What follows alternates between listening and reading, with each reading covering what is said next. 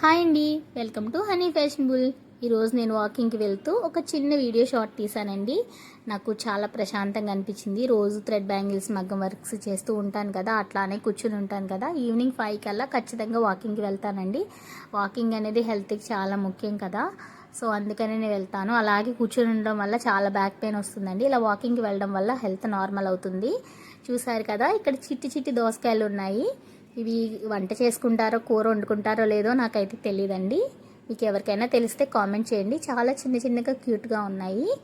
తర్వాత నేను అక్కడ పొలంలో పొన్నగంటి కూర ఉంటే ఆంటీ వాళ్ళు మేము కోసామండి. చాలా బాగుంది, చాలా ఫ్రెష్గా ఉంది. పొలంలోది కదా, ఏ రకమైన మందులు వెయ్యరు కదా, చాలా దానికదే వచ్చిందనమాట. చాలా బాగుంది, అందుకనే కోసాం మేము.